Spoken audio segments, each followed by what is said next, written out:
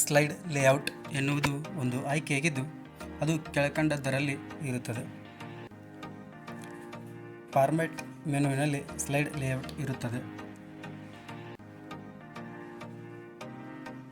World wide web ಅನ್ನು ಪರಿಚಯಿಸಿದವರು Tim ಬರ್ನರ್ಸ್-ಲೀ ಅವರು world wide web ಅನ್ನು ಪರಿಚಯಿಸಿದರು.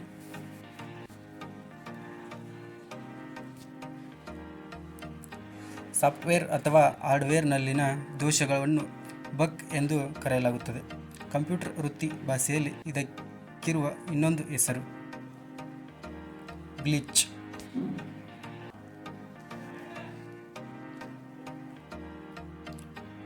ಮೊದಲ ತಲೆಮಾರಿನ ಕಂಪ್ಯೂಟರ್ಗಳಲ್ಲಿ ಯಾವ ಎಲೆಕ್ಟ್ರಾನಿಕ್ ಘಟಕವನ್ನು ಬಳಸಲಾಯಿತು?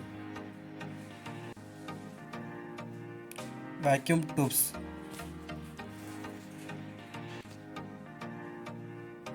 ಕಂಪ್ಯೂಟರ್ನಲ್ಲಿನ ಎಲ್ಲ ಗಣಿತ ಮತ್ತು ತಾರ್ಕಿಕ ಕಾರ್ಯಗಳನ್ನು ಇದರಿಂದ ಮಾಡಲಾಗುತ್ತದೆ. ಅರಿಥ್ಮೆಟಿಕ್ ಆ್ಯಂಡ್ ಲಾಜಿಕಲ್ ಯೂನಿಟ್ನಿಂದ ಕಂಪ್ಯೂಟರ್ನಲ್ಲಿನ ಎಲ್ಲ ಗಣಿತ ಮತ್ತು ತಾರ್ಕಿಕ ಕಾರ್ಯಗಳನ್ನು ಮಾಡಲಾಗುತ್ತದೆ.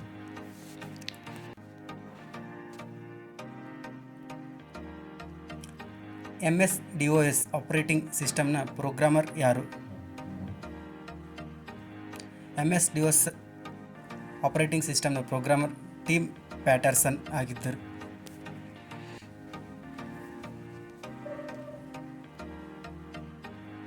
VIRUSನ ವಿಸ್ತೃತ ರೂಪ ಯಾವುದು? Vital information resources under seize.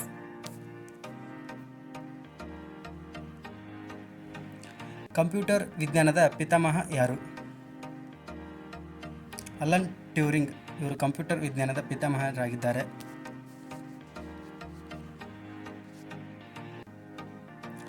ನೆಟ್ವರ್ಕ್ಗೆ ಸಂಪರ್ಕಗೊಂಡಿರುವ ಕಂಪ್ಯೂಟರ್ಗೆ ನೀಡಿದ ವಿಳಾಸವನ್ನು ಏನೆಂದು ಕರೆಯಲಾಗುತ್ತದೆ?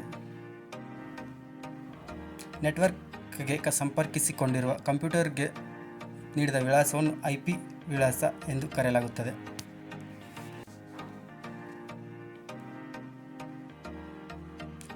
CD-ROM ಡ್ರೈವ್ನಲ್ಲಿ ಯಾವ ತಂತ್ರಜ್ಞಾನವನ್ನು ಬಳಸಲಾಗುತ್ತದೆ? ರೋಮ್ನಲ್ಲಿ ಆಪ್ಟಿಕಲ್ ಅನ್ನು ಬಳಸಲಾಗುತ್ತದೆ. ಎಕ್ಸೆಲ್, ಸ್ಪ್ರೆಡ್ಶೀಟ್, ಪವರ್ ಪಾಯಿಂಟ್ ಮತ್ತು ವರ್ಡ್ ಪ್ರೊಸೆಸಿಂಗ್ ಯಾವ ರೀತಿಯ ಸಾಫ್ಟ್ವೇರ್ಗೆ ಉದಾಹರಣೆಯಾಗಿದೆ? ಅಪ್ಲಿಕೇಶನ್ ಸಾಫ್ಟ್ವೇರ್ಗೆ ಉದಾಹರಣೆಯಾಗಿದೆ.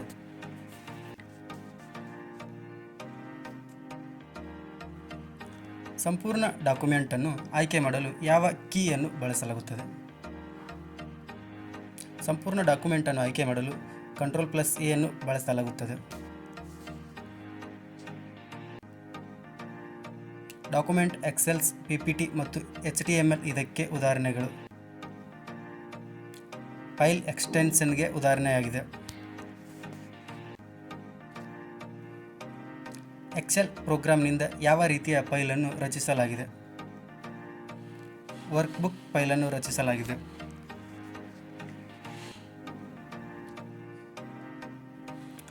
ಪವರ್ ಪಾಯಿಂಟ್ನಲ್ಲಿ ಮುಂದಿನ ಸ್ಲೈಡ್ಗೆ ಹೋಗುವ ವಿವಿಧ ರೂಪದ ಆಯ್ಕೆಗಳನ್ನು ಇಲ್ಲಿಂದ ಪಡೆಯಬಹುದು. ಟ್ರಾನ್ಸಿಷನ್ ಮೂಲಕ ಪಡೆಯಬಹುದು.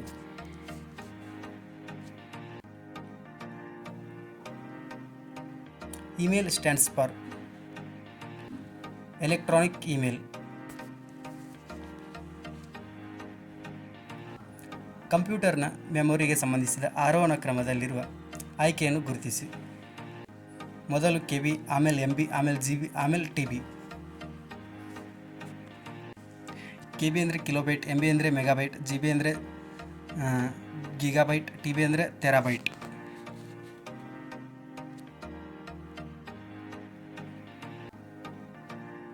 MODMನ ವಿಸ್ತೃತ ರೂಪ modulator demodulator. Uniform resource locator ಅನ್ನು ಹೀಗೂ ಕರೆಯಲಾಗುತ್ತದೆ. ಯೂನಿಫಾರ್ಮ್ ರಿಸೋರ್ಸ್ ಲೊಕೇಟರ್ ಅನ್ನು ಸರ್ಚ್ ಅಡ್ರೆಸ್ ಎಂದಲೂ ಸಹ ಕರೆಯಲಾಗುತ್ತದೆ. ಜಿಮೇಲ್ನಲ್ಲಿ ಲಗತ್ತಿಸಲು ಅನುಮತಿಸಲಾದ ಡಾಕ್ಯುಮೆಂಟಿನ ಗರಿಷ್ಠ ಗಾತ್ರ ಯಾವುದು? 25 MB ಇದು ಗರಿಷ್ಠ ಗಾತ್ರವಾಗಿದೆ. MS ವರ್ಡ್ ಡಾಕ್ಯುಮೆಂಟ್ನಲ್ಲಿ ಹೈಪರ್ ಲಿಂಕನ್ನು ಸೇರಿಸಲು ಶಾರ್ಟ್ಕಟ್ ಕೀ ಯಾವುದು?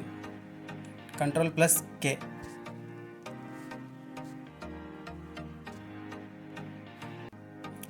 MS ವರ್ಡ್ನಲ್ಲಿ F12 ಕೀಯನ್ನು ಏನೆಂದು ಕರೆಯುತ್ತಾರೆ?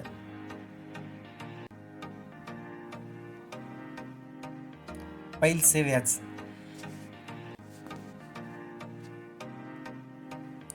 ಮೈಕ್ರೋಪ್ರೊಸೆಸರ್ಗಳನ್ನು ಯಾವ ಪೀಳಿಗೆಯ ಕಂಪ್ಯೂಟರ್ಗಳಲ್ಲಿ ಪರಿಚಯಿಸಲಾಯಿತು? ಮೈಕ್ರೋಪ್ರೊಸೆಸರ್ಗಳನ್ನು 4ನೇ ಪೀಳಿಗೆಯಲ್ಲಿ ಪರಿಚಯಿಸಲಾಯಿತು.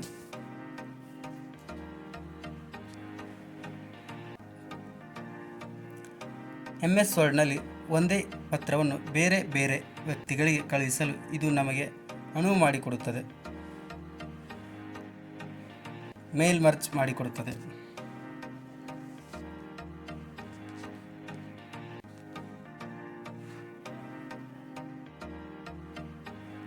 ಇವುಗಳಲ್ಲಿ ಯಾವುದು ಸರ್ಚ್ ಎಂಜಿನ್ ಆಗಿಲ್ಲ? ಓಪರಾ ಇದು ಸರ್ಚ್ ಎಂಜಿನ್ ಅಲ್ಲ. ಬಿಂಗ್ ಸರ್ಚ್ ಎಂಜಿನ್ ಯಾವುದು search engine? Google search engine. RAM ಅನ್ನು ಡ್ಯಾಶ್ ಎಂದು ಕರೆಯುತ್ತಾರೆ.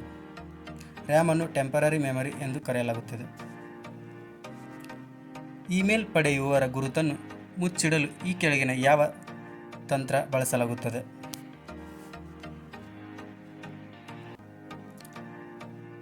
BCCಯನ್ನು ಬಳಸಲಾಗುತ್ತದೆ. ಡೇಟಾವನ್ನು ಶಾಶ್ವತವಾಗಿ ಸಂಗ್ರಹಿಸಲು ಕಂಪ್ಯೂಟರ್ನ ಯಾವ ಘಟಕವು ನೇರವಾಗುತ್ತದೆ? Hard disk. ಇದು ಡೇಟಾವನ್ನು ಶಾಶ್ವತವಾಗಿ ಸಂಗ್ರಹಿಸಲು ಕಂಪ್ಯೂಟರ್ಗೆ ನೆರವಾಗುತ್ತದೆ.